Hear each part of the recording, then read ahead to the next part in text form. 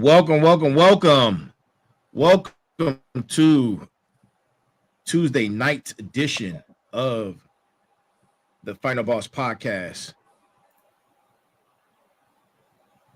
I just got a notification from one of our streaming platforms. Okay. All right. No problem. Sorry about that.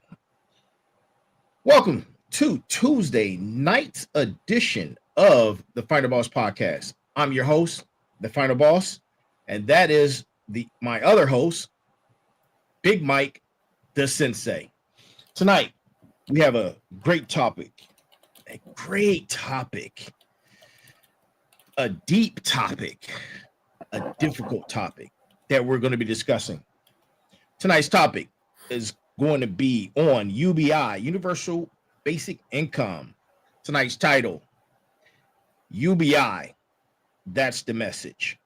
And that is the message. So, but before we get into it, I want to thank all of my smarts and the Final Bosses for your continued support.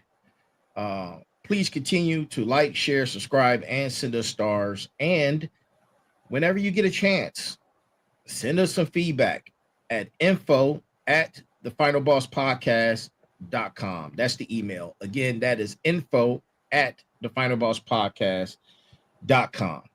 Before we get started, one more admin note. Make sure you guys go grab some merch. The merch site is www.thefinalbosspodcast.com. One word. Thefinalbosspodcast.com. One word. That's the merch site. Go grab you some merch. Be happy with your merch. Man, we have a wonderful show for you tonight. For those who are just tuning in, let me give you guys the greeting because I don't want to miss not giving you the greeting. Good morning, good afternoon, good evening, and good night to everyone all over the world who are chiming in to our podcast. We greatly appreciate you. And like always, for those who are just tuning in, I have what is called my brass tacks. Brass tacks is a quote from somebody who's relevant, a celebrity, historian, somebody who is top tier in their business. And tonight's brass tacks comes from Elon Musk. Elon Musk. And here it is. I think we'll all end up doing universal basic income. It's going to be necessary. There will be fewer and fewer jobs for a robot cannot do better. For a robot cannot do better.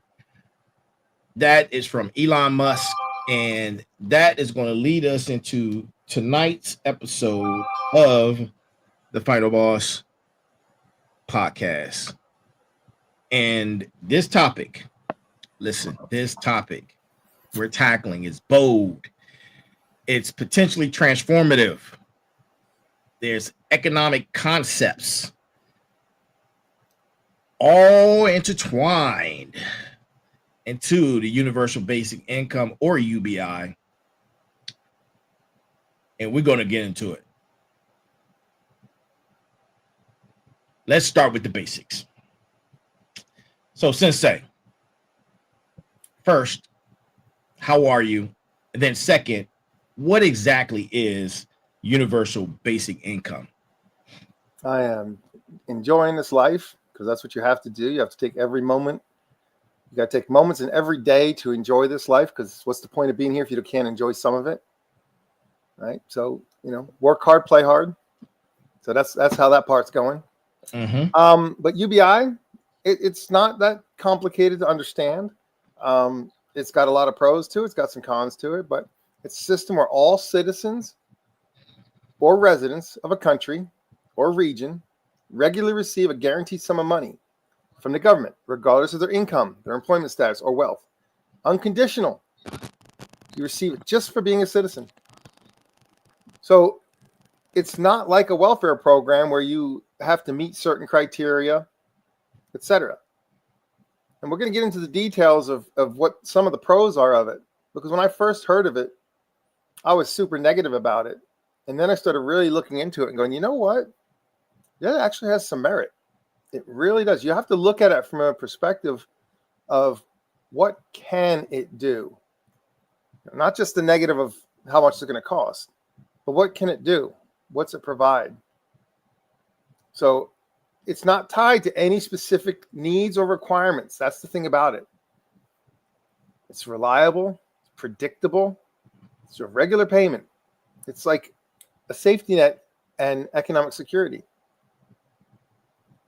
And, like I said, a lot of people, and I myself was included in that, thought that originally it's just a handout. It's another form of largesse. Largesse is when the government gives you more, and therefore you vote for the person who gives you the most. Mm. But in our conversations and talking about why we would even consider doing something like this, there's a lot that goes into it. Okay. There's a lot, and we're going to explore these in detail, but there's a lot that goes into it. Okay. So from what I'm hearing is that UBI isn't a new idea. So can we look at the history of it? Sure.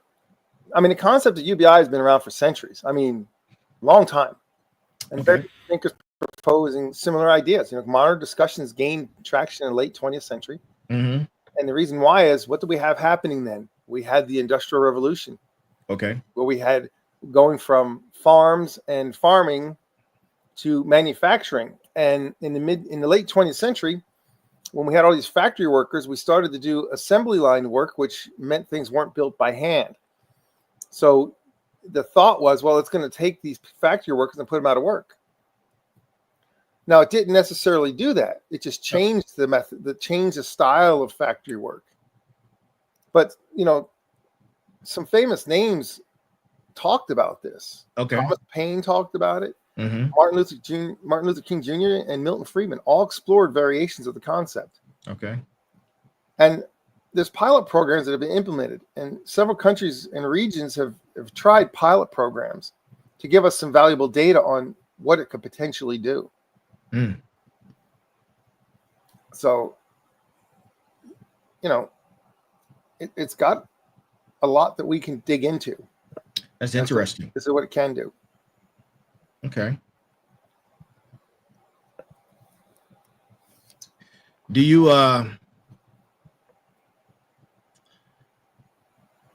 that's some compelling information.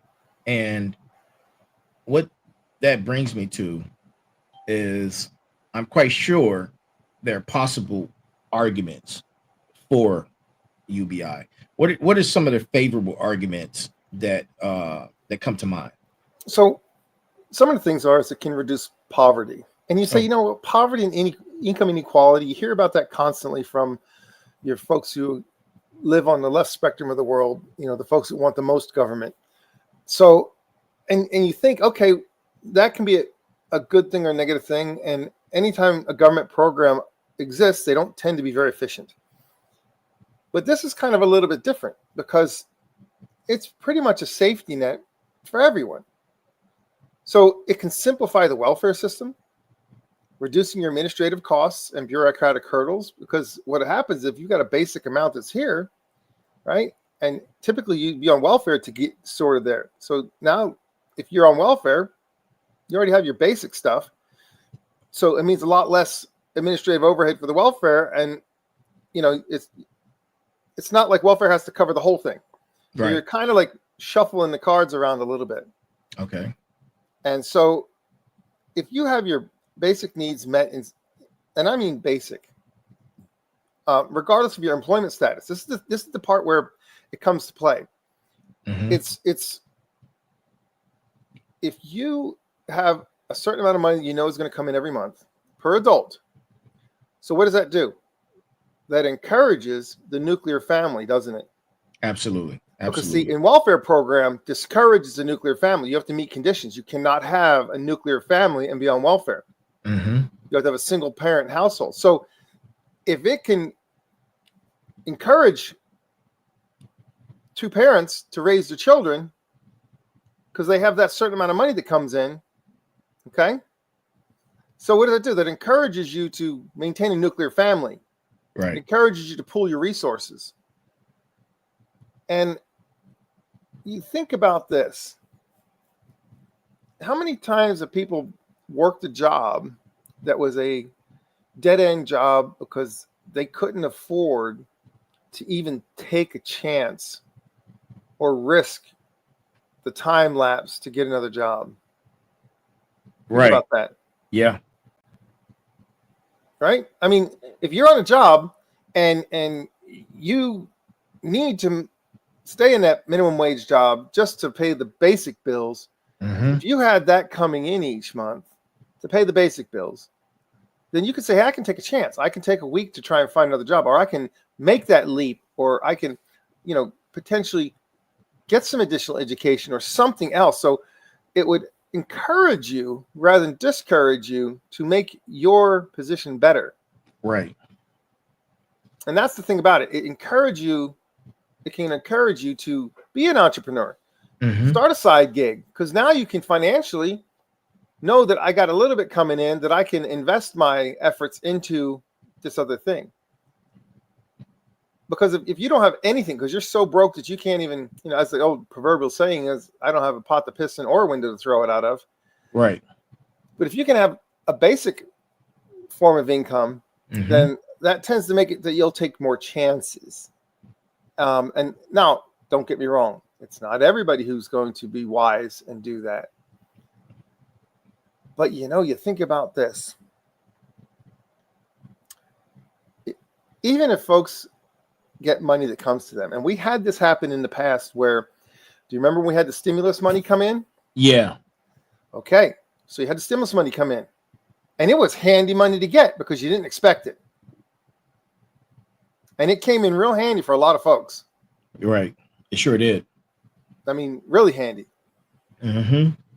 Because it was unexpected. And it was like, wow, that wasn't too awful bad. I could deal with that. So, you can, again, you constantly hear about the workers who are underpaid. Right? This is kind of like a fill in there that will help fill in that. You're less likely to accept the exploitative jobs just to survive. Right. So you know what? I can take a risk. I can pursue some education. I can pursue some innovation. I can do some of these things that I couldn't afford to do otherwise. And again, I said the most important factor is that people don't pay attention to is it encourages you by just the nature of it to pool your resources. Correct. To live in a single household. Because if you had, as an example, let's say you had grandmom and grandpa living with mom and dad. Right. How much resource is that? Oh, that's a lot, man. Especially with the cost of childcare. Hell yeah. Right. Yeah. So you see how it encourages you to have a unified household. This is a part that people don't understand. Yeah. And they look real negative about it. It's going to cost, it's going to cost, it's going to cost. Yeah, but the overall long-term benefit, that's a pretty big one. Absolutely. And like I said, I was negative about it. When I first heard about it, I was like, oh man, this is going to be a mess. And then I started digging into it and doing my homework because I don't believe in what I hear. Right. I believe I'm going to do my research and I'm going to find out the truth. And in the process of doing that, I can disprove certain facts and I can prove others. And I actually lean more towards the side of doing this than not doing it. Right. And because it makes a lot of sense in a lot of ways. Absolutely. I agree. In the beginning, I definitely was not for it, but after doing my own research, also, I am leaning more towards it.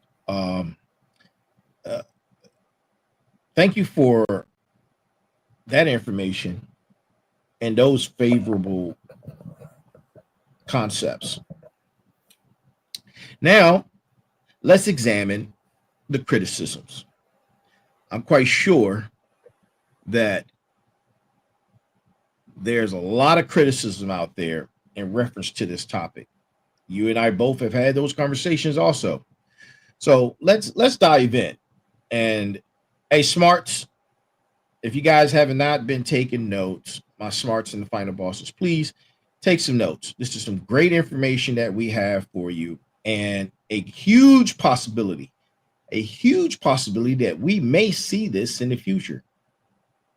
It's not a may. We will see it in the future. Sensei, do you agree? Oh, I agree.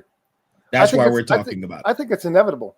Absolutely. And that's why we're talking about it. We're talking about it. So, and you say, well, why is it inevitable? Mm-hmm.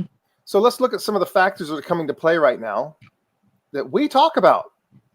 And I'm not being Nostradamus here. I am not predicting the future. But I see how rapidly our AI is increasing. Mm-hmm. And in that process of AI, you say, well, what's that? That's just some knowledge. That's fine. But AI is going to fuel automation. And it's not going to be very long before robots can do anything we can do, but better and faster and cheaper. And they work 24/7. Yep. We have had a lot of conversations about AI on here. And I think we had an estimation that AGI will be in fully established mode in a year. Oh, yeah. It's 6 months. They've been talking about it. There's a lot of conferences and different information that's out there. Everybody is saying AGI is going full nuclear status in 6 months. Yep. Not surprised. Yep. So that fuels automation. So, you hear about the policies that are going on, and, if you look at it from a neutral perspective, and I'm going to use a term that some people, it polarizes them. I'm using it in a neutral term. Okay. Because of what it causes. It's cause and effect. And that is the tariffs. So you hear tariffs and you think it's a bad thing or it's a good thing, depending on your side of the spectrum you're on. I say it's a neutral thing. Okay. But what it does is this. The effect that's happening right now are many businesses have already committed to or committing to bringing manufacturing back to the United States. Mm-hmm. And you would think, if you're old school thinker, oh, that means a lot of factory jobs and a lot of labor for our people to work in these factories. Guess what?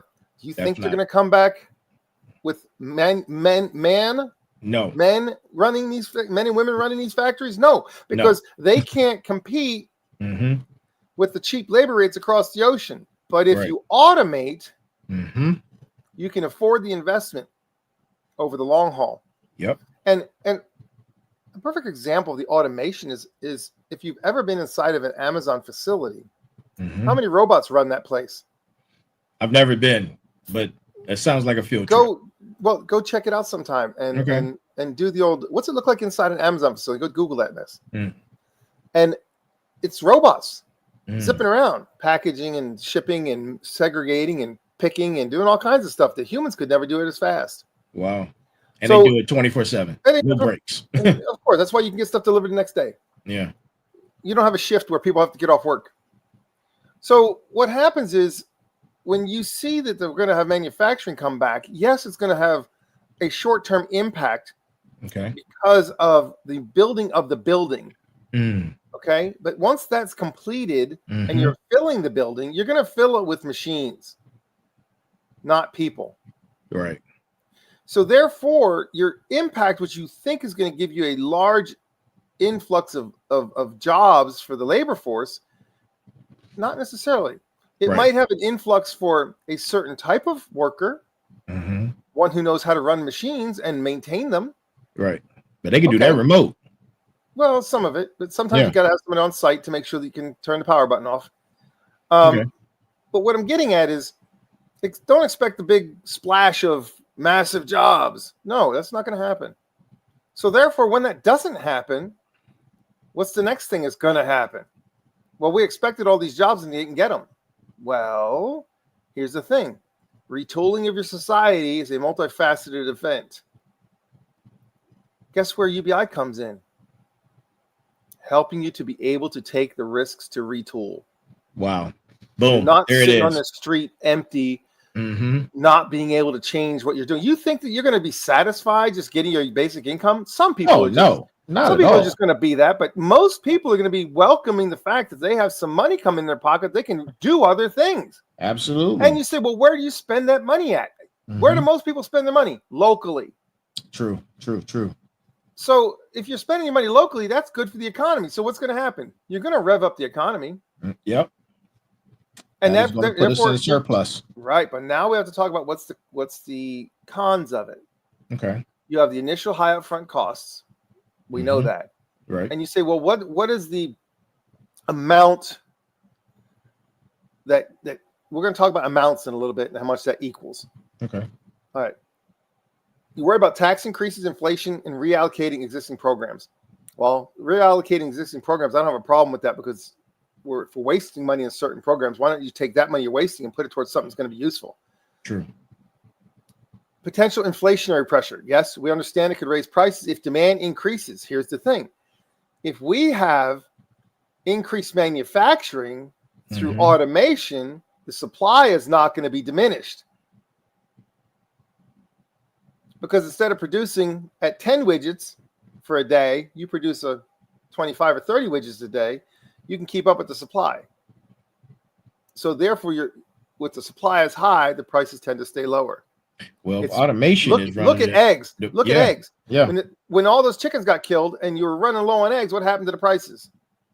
It went through the roof. Absolutely. What happened to toilet paper when we thought we were going to run out of toilet paper?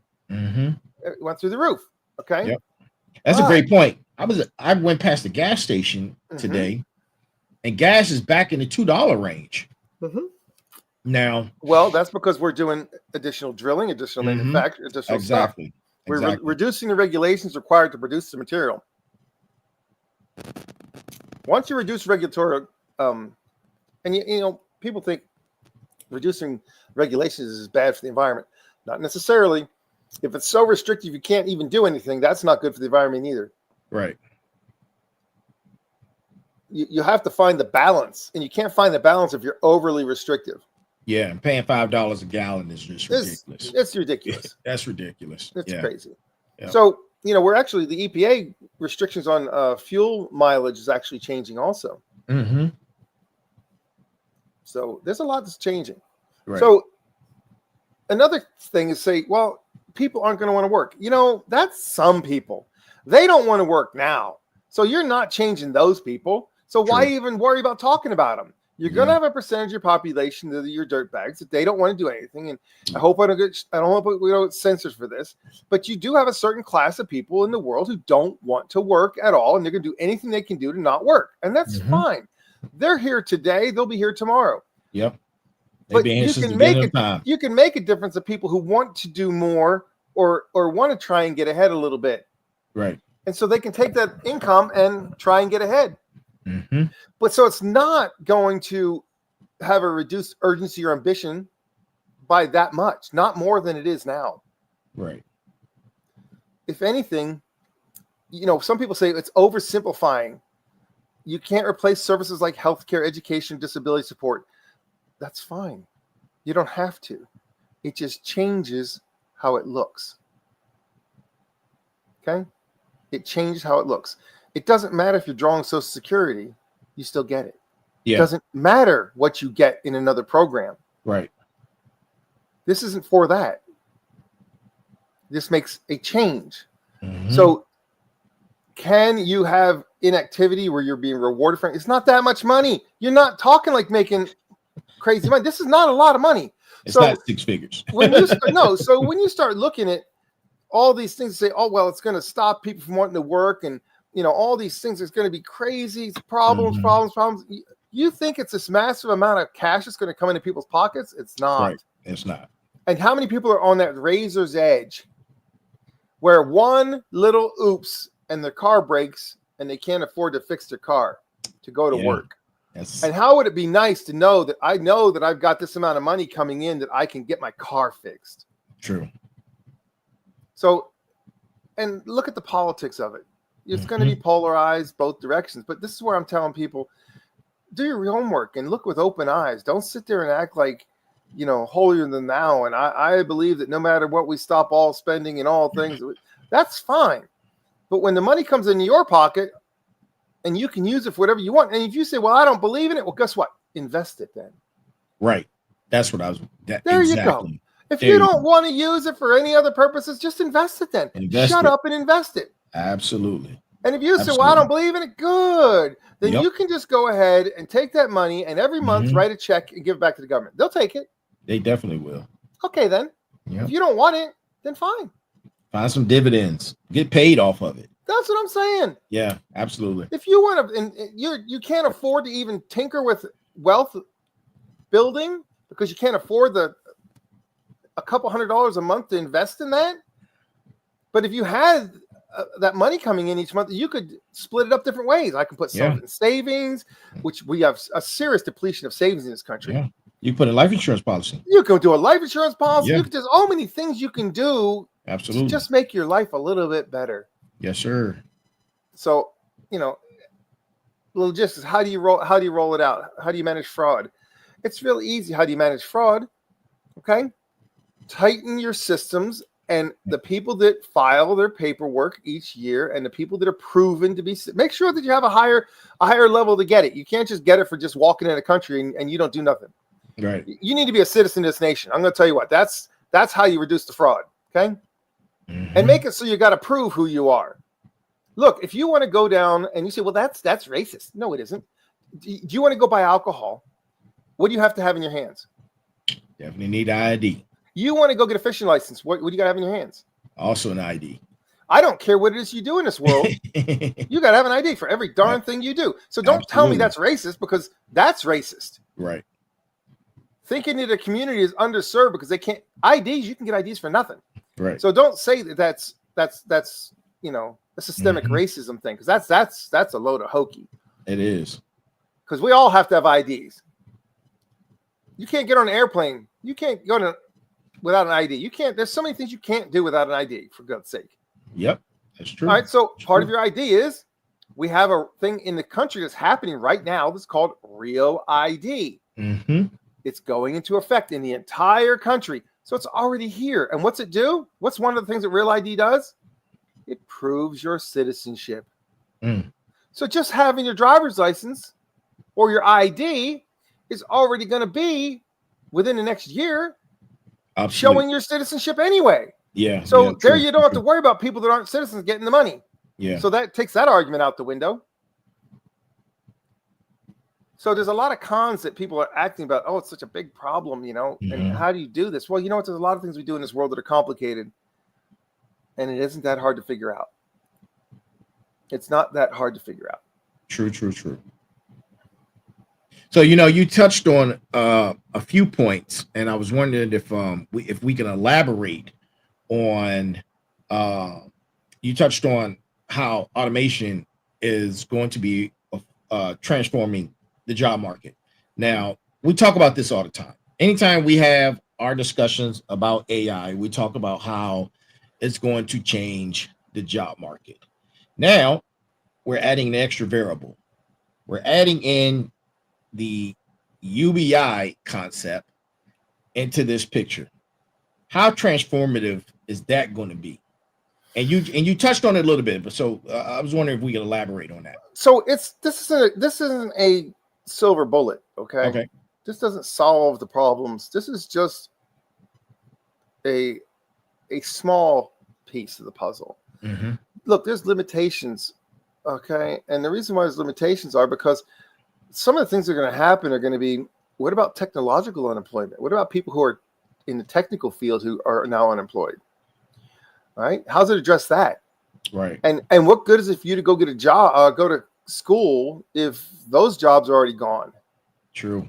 So, you really got to think about that. So this is where it pays for you to say, okay, if I'm going to go learn, I'm going to learn how to adapt to that environment, and I can retool to that environment.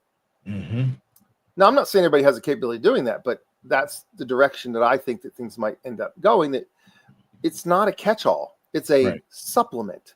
A supplement, correct? Treat it like that, not as it can't stop widespread economic hardship. That can happen anyway. Right. But it sure can soften the blow. Definitely. It can soften the blow. Yep. Because what we have to worry about is that right now there's so many people that are less than a paycheck away from being on the street. Man, it's a Think lot of about people. that. Whew, it's a lot of people like Just that. ask that question. How many people are one Absolutely. paycheck away from being on the street? Yep. So One paycheck away. So there you are, right? Yeah. And this has nothing to do with the big issues of the healthcare, Social Security, none of that. This has nothing to do with that. Right. Okay. Now imagine you can't afford your meds, because a lot of people can't afford their meds. Now you got a little bit of money that comes into you every month, and maybe I can afford my meds now. So how much of a difference does it make when you say, well, it's not that much money, but you know, it could be enough, because that little tiny bit could be enough. Absolutely. And you say, okay, what, as of 2025, what would be there's 3 layers of this that you could potentially talk about. All right. So the first one, he says, all right, we're going to do modest. We're going to go into this real lightweight and small. And we're not going to do a lot. We're going to go as cheap as we can do it, just to see how it's going to work, if it's going to make a difference at all. So we're going to do modest level. We're going to call it the starter level of UBI. And that's between $500 and $800 a month per adult. Very, very basic safety net. Reduces extreme poverty. And you say, well, how much is it going to cost to the government? 1.5 to 2.5 trillion a year. Okay, good. It's more politically feasible because it's basic. It's less inflation risk, and it's easier to pilot it. It's easier to get the ball rolling. The cons, it doesn't fully cover your cost of living. Right. You're still going to have your folks that are needing welfare. You're still going to have your folks needing the additional supplements. Okay. You say, okay, well, what happens if we go the next level? Mid-level. Okay. What's mid-level? $1,000 to $1,200 a month per adult. Okay. Now here, it's 3 to 3.6 trillion a year, but it covers your rent, utilities in cheaper regions. You can't do it where it's expensive. Oh, flag on the play. What rent? That ain't covering no rent. But where do you live? Where do you live? This is what I'm going to tell you. If you want to live where it's expensive, no, it isn't. So what does it do? It encourages you to move somewhere where it's cheaper to live. That's true. That's true. You don't got to live where it's so expensive, you know. Look, not everybody got to be at Taj Mahal. I haven't thrown a flag tonight, so I saw the opportunity. Oh, man. All right. But there's places that you could afford to at least get basic shelter. That's what I'm getting at. I'm not saying live in a hotel. Right. That's not basic shelter. That's expensive. It's like eating fast food. You don't eat fast food if you want to be on a budget. True. You go buy your food and cook. That's how you live on a budget. That's how you do it. All right. You know, my wife is so amazing when it comes to that stuff. She can buy a chunk of meat, and I look at it and go, all right, that's something. She goes, no. Look at this. And she breaks it down and goes, we just got 5 meals out of that. And I was like, oh my God. Yeah. I look at it and go, well, that meat costs $35. She goes, yeah, well, you know, that meat there just got us this number of meals. And I was like, whoa, I'm not saying nothing. Right. So step back. Let her do her magic. Well, we need to teach our kids in school how to balance a checkbook. We need to teach our kids in school how to budget, how to create a meal plan, how to cook food at home. We need to teach them how to change the oil in their car. We need to teach kids how to do the basics of life on their own. Right. So they don't get taken advantage of by McDonald's. Right. The problem is we're so busy teaching our kids about gender identity and all these other crazy things that don't even matter, and core math and core this and core that they don't even get to learn how to read and write, for God's sake. So let's fix the education system so our kids at least have a fighting chance. And then if something happens and your kid is out there in the world, they already know how to make meals. Absolutely. They know how to take that $1,000 and stretch it. They're not going to know that if nobody's ever taught them that. Correct. So it's not sufficient for your high cost areas. It's not enough. Yes, it's going to take some tax reform. And I hate to use the word redistribution, but it is a matter of funding what's important. Okay. So you take things which and I keep going back to tariffs. You need to research tariffs.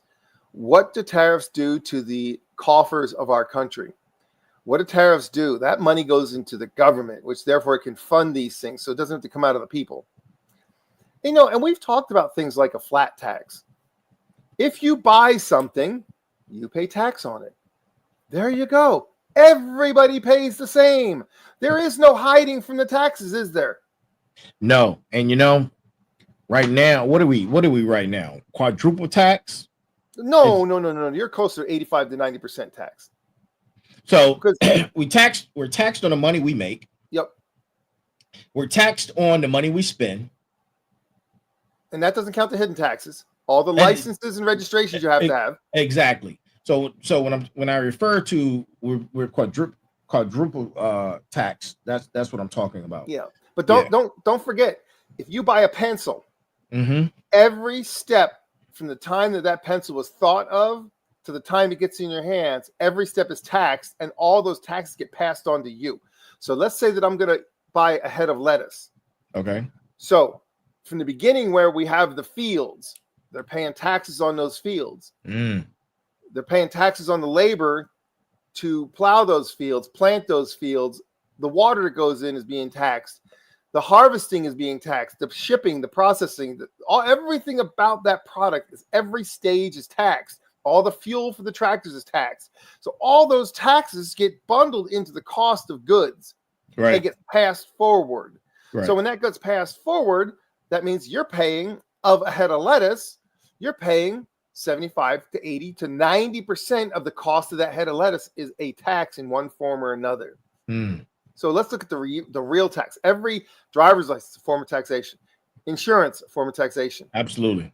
Registration of your vehicle, a form of taxation. Yep. You're already paying gasoline tax to drive on the roads. True. So everything you do is already tax. And I'm going to tell you the worst one that really makes me mad. If you buy a car and you buy the new car, you pay sales tax on that car. Correct. And you sell that car, private party or to whoever you sell it to, guess what? You pay sales tax on it again. And you sell that car again, you pay sales tax on it again. Every time that car is sold, there's sales tax charge. Why is that? Yep. That to me is loan sharking. That to me is a Ponzi scheme. You've already paid taxes on it. I should be able to take a certificate that says the taxes were paid on this car. I shouldn't have to pay tax on that car ever again. Yep. But you do. Absolutely. So we've got so it's like property. Taxation. Right. You never own. You own the deed. You get you get a certificate of deed. Yeah. You don't get the title. Right. Yeah, it's called a deed or certificate of deed. You get to buy a car, you own the car, you get a certificate of title. Go pull up a title that you own for a vehicle or trailer. What's it say? Certificate of. Right. You don't Same own the thing. title. Yeah. That's right. If you don't pay taxes, you don't get to keep it. You don't pay tax on your property, it gets taken from you. Absolutely. So what we're getting at is just move the tax money around a little bit, and you can afford to do this. But you got to remember now that comes to government corruption, and careful, we can't talk about that too much. So then let's move on to the next one, which is called the high-level UBI. And this is where we say $1,800 to $2,200 a month per adult. Now, remember, this is not where you're living in LA or you're living in DC. Okay. Where it's super expensive to live. I'm talking about living out elsewhere. Okay. The goal here is a full living wage nationally. It costs $5+ trillion a year. And you say, oh my God, it's a lot of money.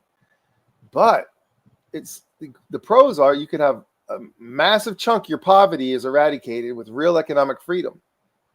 The cons are it's going to cause inflation. Sorry, it's going to do it. Massive tax increases or new funding models are needed. Yeah. You got to find a way to have more funding to do this. So it's really tough because the economic considerations are varied and great, and I'm not an economist. And what dollar amount did you drop for that? I think I missed that. $1,800 to $2,200 a month per adult. Okay.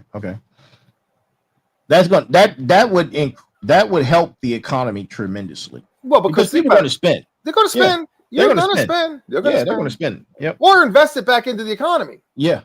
Starting a new business. Yep. If I can say that I got my rent covered and I got some food and I can now go out and I can start a hot dog stand, I can take risks. Right. So there's a lot to it. So I'm not a proponent of the high level. I think that the inflation will get out of control. I think personally the mid-level would be a place to want to be. Okay. Because again, what are you encouraging? I want to encourage, and I believe that we should encourage nuclear families. That's the strength of our nation, is nuclear families. Right. And if you say you're not held at a disadvantage because you now have two parents in a household, you won me right then and there. Yeah. Our biggest problem we have in this country, socially, for our future, to keep us a country that is looked up to, our biggest challenge we have, and this is the biggest challenge, and you don't believe what I'm telling you, look up statistics alone, look up the truth of the numbers. The numbers don't lie.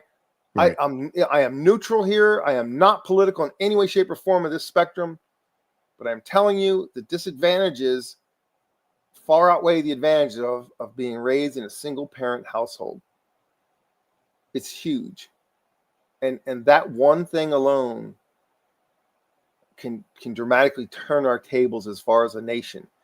Our future can be solid. Right. Versus what we have to go through now.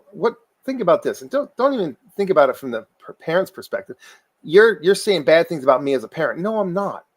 I'm saying the children raised with two parents have a way better chance at success in this world. Would you rather have that? I'd rather see that. Yeah. And for my smarts and for my final bosses, each scenario varies. It does. So we don't want anyone to take an offense because because we're not pointing any fingers at anyone. We're just talking we're not pointing numbers here. We're talking numbers. Single parents flourish. Some two-parent households don't flourish. So statistically speaking, the majority, based off the statistics, is the numbers. It's the numbers. And so there's nothing about you're pointing a finger at me. No, I'm not. Right. I'm saying look at the overall numbers. Look, if you've got 100 people and 85 people do good in that environment and 15 don't, or vice versa, if 15 do good and 85 don't, I'm not talking about your small part. I'm talking about the overall effect. Right. Overarching. The big picture. I'm trying to look at the big picture here. Right. I'm not looking at my feet. I'm trying to look 5 to 10 years to 20 years down the road is what I'm trying to do. Now, you mentioned, and I want to piggyback on something you just mentioned. And when you were discussing the last topic dealing with UBI and how it's going to transform the job market. My question is, and you mentioned this, we talked about entrepreneurship. I see how UBI can foster in more entrepreneurs and more innovation. Oh, yeah. What are your thoughts on that? Yeah, because now you're not so scared that you got to have that very next paycheck. Otherwise, you can't even eat. Right. You can take a chance. You can say, you know what? I got this idea. I want to do this thing. Great. Now you can. You're so worried about being able to afford your medication that at 75 years old, you got to go back to work just so you can afford your meds. Come on. Right. How many people do you see that had to come out of retirement because they can't afford their medication or they can't afford their health care? Absolutely. Come on. Yeah. Let's get real. The reality is there's pros to it, there's cons to it. We're only scratching the surface, but I'm saying you need to look at it from a different perspective. You need to look at this from a perspective of if you had that money in your pocket, what would you do with it? Correct. Some people are just going to blow it. Fine. They're spending it. It's going back into the economy. Great. I'm investing. I'm investing in all right. See, dividend stocks and you're investing in your future. Policies. You're investing in your future. But guess what that is? That's for your future. That makes you have a better outlook on this life. It's transformative. Absolutely. And when you say, oh my God, the numbers, look, let's get real. The dollars ain't worth what it used to be. So you're all scared about how much it costs to the government. Well, guess who's paying for the government? We are. All right. So you got to look at it from a perspective of is if you don't have it, how you living right now? Yep. I mean, I hate to say it like that. Hey, no, something is always better than nothing. My math works in that manner. I'm saying little something isn't going to be bad at all. And it's not like it's a lot. This is not what I'm telling you. You're not going to get rich on this. This is just a little tiny something which can help you be able to fix your car if you have to. Yeah. Keep Instead of buying one tire, you can buy all 4 tires. Right. And exactly. And what I'm getting at is, so you're still going to keep working, because if you're not working, then you're worse off than you are right now anyway. True. And who wants to be worse off than they are right now anyway? Absolutely.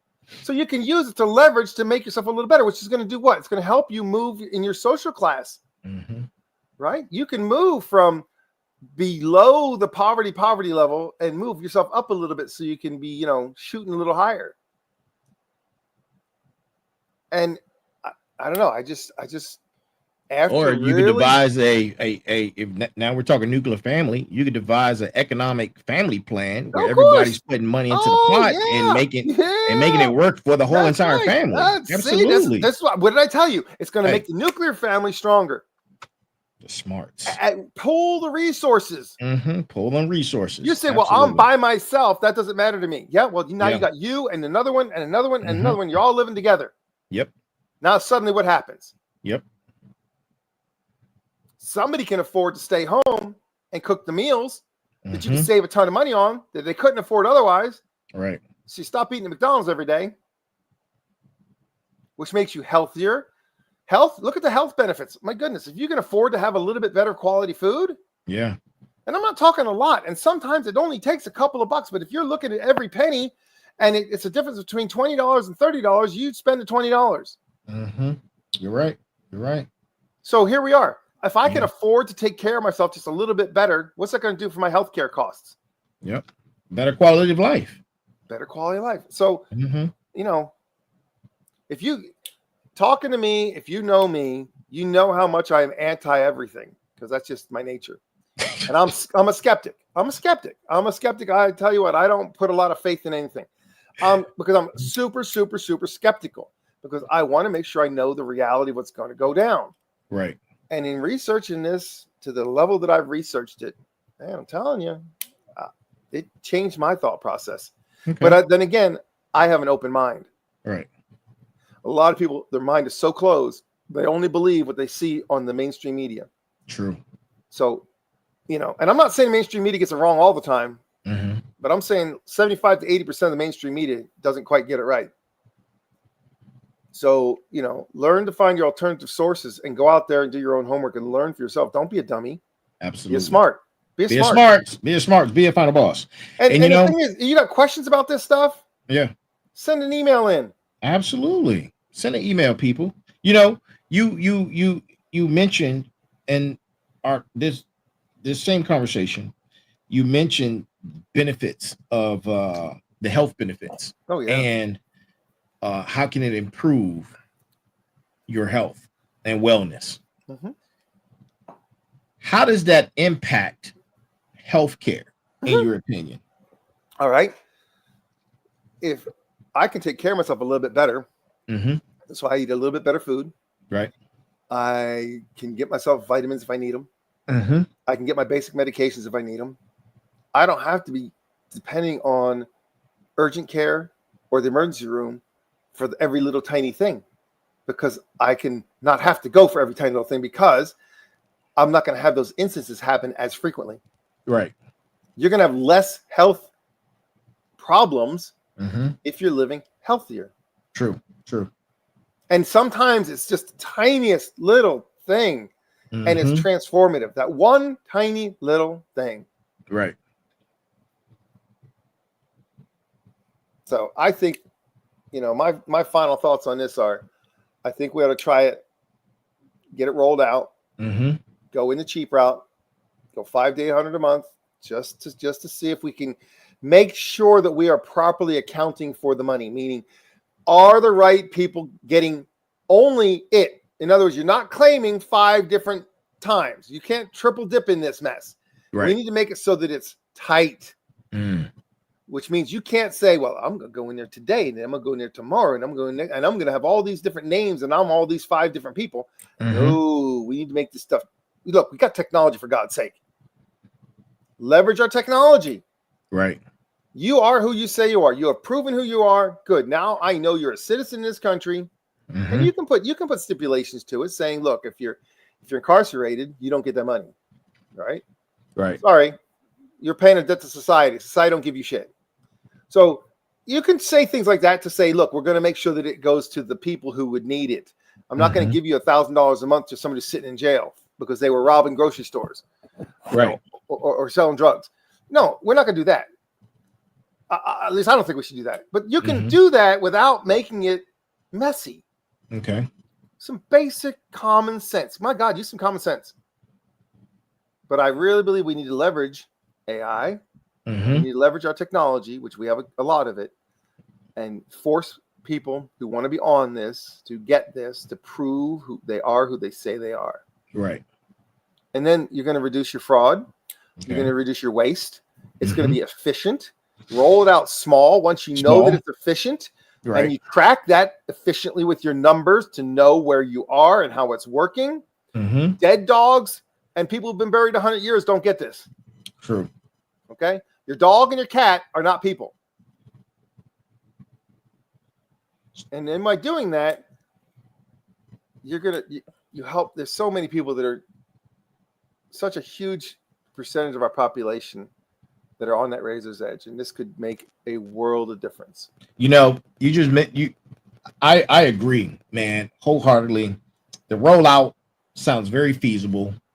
Start off small, and then once the foundation is established, you readdress it. You look at the numbers. Where are we at? How's this going? You know, what's the impact? We knew. Or is it starting to? Is it staying? Once it stabilizes, is it stable? Right. Once it stabilizes, then you move to the mid grade. Then you can go to your mid grade. Yeah. Then you mid grade, and that's what you use to establish it as a foundationary thing. Right. That you know. Think about this. Your kid's getting ready to turn 18 years old. They're going to go out in the world. Right.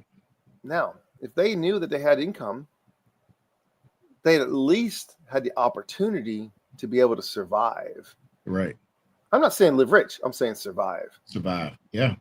I'm not saying go out and buy a brand new iPhone and buy this and buy that and all this wasted. I'm talking about survive. Yeah. So that they can get themselves going. You see what I'm getting? Yeah. So you're helping so many ways. And I'm not one who believes in a socialist platform. I am not one who believes in more government. Right. But in today's world where inflation has outpaced earnings so dramatically that you used to be able to earn minimum wage and have a four-person household with one person working. That's not the case anymore. Right. So what I'm getting at is this could potentially help offset that decades, 50 years worth of losing. Yeah. This can help offset some of that. At least it could bring some monetary economic balance. Absolutely. Balance the sheets. I think that could help balance the sheets. You are correct.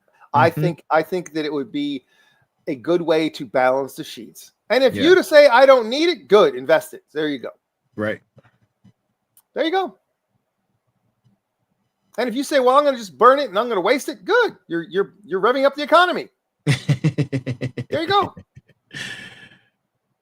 So, man, you know, we look at how much money has been spent on COVID that we don't even know where it went. At least this money, we would know where it went. Yeah. You follow where I'm going with that, right? Absolutely. Because COVID money was wasted. Whoa. You straddling. You straddling. I got shadow banned last week. I can't. I don't want us to get shadow banned this week, man. This is some good information. Hypothetically speaking. Hypothetically speaking, for entertainment purposes only.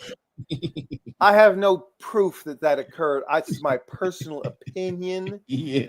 That has nothing to do with anybody else. It's just the way that I feel that when I saw things happening, that my perspective was that. So I'm just trying to show my perspective. I'm not backing that up with facts and figures. I could, but I'm not. Just saying. Not meaning to hurt anybody's feelings on this one. Just saying. And you know, the thing is, it made me really go over the edges when I remember getting the stimulus checks, and I went, you know what? This isn't terrible. Right. Because it helped me personally. And I was like, this is all right. Yeah. So I'm not complaining. Of course, then again, I'm getting old too. So now I'm looking at it from a different perspective too. But if I was 40 years old and was getting this, I'd be investing it. I'm telling you, man, if I was young and I'm out working, man, I'd be investing it. So why? I have a happy retirement. You see what I'm getting at? So don't complain about it. It could help you meet goals that you otherwise never would have been able to meet. That's true. Very, very true. Very, very true. Yeah, very true. I think. Yes, sir. Well, thank you, sir. Was that your closing argument? I felt like that was your closing argument. That was my close. Okay. All right. Well, wise words. This per old man usual. This old man changed his mind. Hey, wise words from the sensei. Let's give him a hand, ladies and gentlemen. To my smarts, to my final bosses, thank you for joining us. Thank you, thank you, thank you. Episode number 77. Tune in this coming Thursday, for a special guest episode featuring I like saying the in front of people's names, the Sharon Alston, great friend of mine who has 20 plus years experience in HR dealing with various media companies and media platforms. She has a wealth of knowledge and experience, and she will be here on live this Thursday on the Final Boss Podcast. I hope everyone enjoyed the show. I hope you guys have a tremendous week and are very productive. I hope you learned from tonight's information. We always are going to bring you the most difficult conversations. And I got another hypothetical that I want to bring to the table. I keep hearing conversations about America as a country breaking up into sections. I heard about that for years. Yeah. Let's talk about it. So, boom. Let's talk about it. That's what we're going to do next Tuesday. We're going to be talking about what if America is not America. That's what we're going to be talking about next Tuesday. Join us then. I'll see you guys also this coming Sunday for our Sunday episodes. And you can catch us here at 9 p.m. Eastern Time on Sunday, Tuesday, and special guest episode on Thursday. This is the Final Boss Podcast. I am the Final Boss. That is Big Mike, the sensei, who's always bringing a wealth of knowledge to the show, to the platform, to you guys. And let me see. Go get some merch, right? Go get some merch. Yeah, I don't need to say the merch site. Go get some merch. Like, share, subscribe. Send us some stars. And always be equal. Be smart. I'm missing one.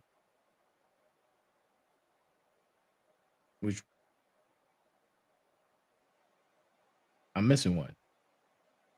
Why am I missing one? I don't know. I like to be smart, though. I think that's always that's the most important, right? You can't miss that one. Yeah, right. You can't miss that one. Oh man, you can't miss that one, man. Be smart, everyone. And y'all have a great night, and we love you, and we see you then. Talk to you soon. Goodbye.